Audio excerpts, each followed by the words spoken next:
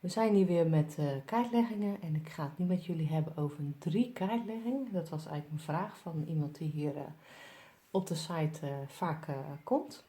En dat vond ik ook een leuke vraag van haar, want de 3 kaartleggingen staan volgens mij inderdaad nog niet echt filmpjes hiervan op. Dus dan kan ik deze ook aan jullie gaan uitleggen. De 3 kaartlegging kun je doen met een legpatroon. En dat wordt ook meestal zo gebruikt voor de 3 kaartlegging. Dat is namelijk verleden, heden en toekomst. Daar wordt de 3 kaartlegging het meest voor gebruikt. Dat ga ik dan ook nu doen met jullie. En ja, eigenlijk is het weer zo, elke willekeurige vraag die je hebt. Bijvoorbeeld over je werk, of je relaties, of vriendinnen, financiën, you name it. Wat jij wil. Dus elke keer een vraag die jij graag wil beantwoord wil zien. Je gaat de kaarten eerst wassen, schudden, je kent het wel. En dan, als voor op jouw gevoel, ga je ze uitspreiden. En dan bijvoorbeeld over je werk, van wat voor, ja, hoe is alles gegaan in mijn werk? En hoe gaat alles nu op mijn werk en hoe zal het gaan in de toekomst? In principe zou je dat al kunnen gaan vragen. Nou, dan doe je wel intuïtief gevoel. Doe je met je linkerhand. Dus doe je wat uitleggen. Dus dat is het verleden. Dan ga je naar het heden.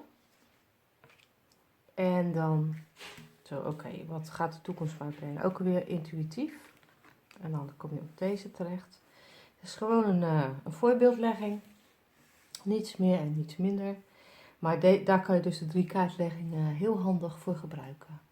Nou, de eerste is dus het verleden. Hè? Nu zeg maar op werkgebied. Ik leg de kaarten zelf ook altijd andersom.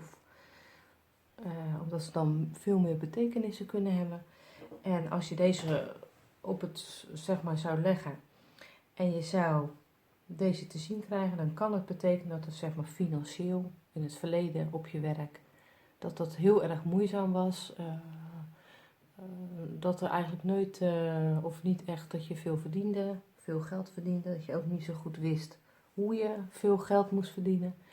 Het kan ook betekenen dat er geen verandering op je werk was en dat het ook niet plaats zou vinden, geen doorstroming. Eigenlijk op allerlei gebieden was er eigenlijk een stagnatie. En dat kan deze kaart laten zien. Ligt die zo, dan is het natuurlijk wel dat er veranderingen op je werk waren. Het kan ook zijn financieel dat het goed ging op je werk. Dus dan kan je hem echt gewoon andersom interpreteren. Ik laat hem gewoon nog even zo liggen. Nou, het is nummertje 3, het schip. Nu het heden. Dat is deze. Dat is het anker. Nou, maar hij ligt nu andersom. Dus het kan zijn dat je nog niet precies weet van... ja, waar kan ik vertrouwen hebben in op mijn werk? Hoe gaat het allemaal verlopen? En wat kan ik doen om die basis weer terug te pakken in mijn werk? Nou, en dan is de toekomst groei. Deze staat voor groei. En hij ligt ook gewoon zo, dus hij ligt niet andersom. Dus dat betekent dat je er steeds met kleine stapjes kan je er komen. En dat zou het kunnen betekenen. Ik zit even te denken, want je kan ze in principe ook gewoon bij elkaar optellen hoor. Om dan nog meer te krijgen in ja, wat je, hoe en wat. Ook al is het verleden, heden, toekomst. Dat maakt niet uit, je kan het gewoon optellen. Dus 3 en 35 is 38. 38, daar doe je 36 altijd vanaf. Dus 2. En 2 staat voor de klaver.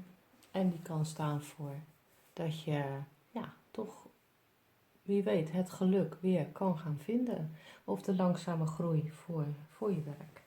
Je hebt 3 en 35, dat is 38. Min 36 is 2, dat is de verborgen kaart. En dan ga je met de verborgen kaart verder tellen. Dus dat is 2 en 5, dat is 7. En 7 kan, de slang kan ook staan voor verandering, ontpoppen, ontvellen van, zeg maar, in dit geval, van je kwaliteiten. Dus dat is dus eigenlijk de legpatronen zijn dat. Je kan ook bijvoorbeeld vragen van je werk. Ik duw zo even zo terug. Maar dat je dus bijvoorbeeld vraagt over je werk, maar dat je geen legpatronen hebt. Dus dat je niet hebt verleden, heden en toekomst.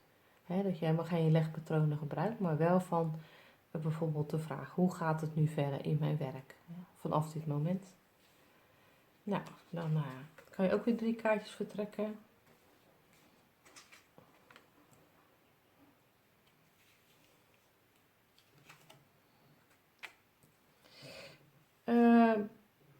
Deze kaart kan staan voor dat de zorgen eigenlijk,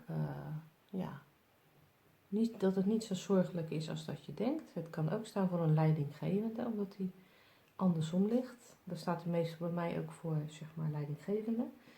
Dus dat je gaat samenwerken met een leidinggevende of iets in die geest. Of dat je daar heel veel kracht uit kan halen. In ieder geval, diegene is wel belangrijk voor je.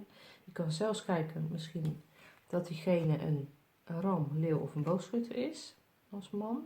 Dus dat het een mannelijke leidinggevende is. Maar hoeft niet per se, kan ook een vrouw zijn.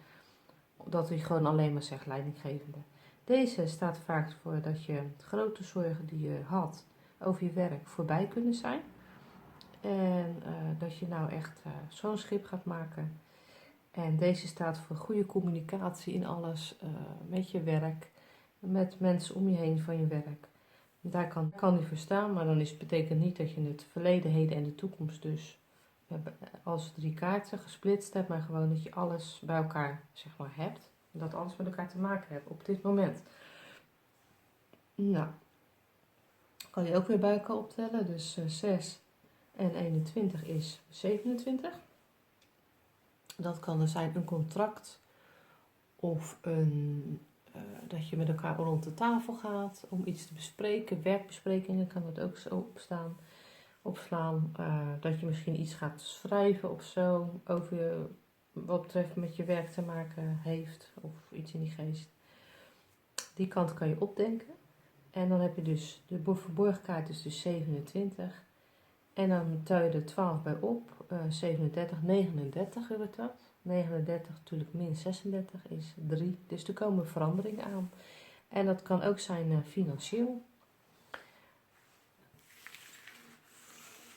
Nou, ik hoop dat je het weer leuk hebt gevonden. En in ieder geval, dit is dus de 3 kaartenlegging. Was een speciale vraag.